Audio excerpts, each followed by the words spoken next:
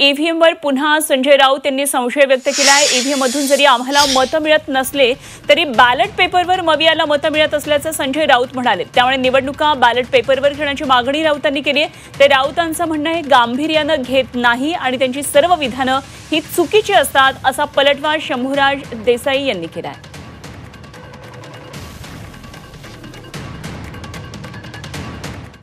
EVM मध्ये आमची मतं नसतील पण बॅलेट पेपरवरती जर मतदान घेतलं असतं तर आमची तुम्हाला किती मतं आहे ते कळलं असतं। आमच्या ताब्यात ईव्हीएमची मालकी नसल्यामुळे इकडल्या लोकशाहीचे आम्ही मालक नाही आहोत। त्याच्यामुळे आमच्याकडे 400-500 मतं नसतील पण जर निवडणूक महाराष्ट्र असेल किंवा दिल्ली असेल बॅलेट पेपरवरती घ्यायची हिंमत फडणवीस यांच्या बॉसेसनी करावी, दाखवावी।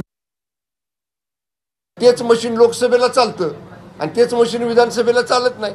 म्हणून मी सारखा सांगतो तुमच्या सगळ्या वाहिन्यांना माझी विनंती आहे, महिन्याच्या शेवटच्या दिवशी तुम्ही स्वतः 1 तारीख ते 30 तारीख संजय राऊतांनी केलेले तुमच्या प्रत्येक वाहिनीनं काय स्टेटमेंट केली ती एका बाजूला दाखवा आणि दुसऱ्या बाजूला त्यातली किती खरी निघाली तुमचं तुम्हीच विश्लेषण करा।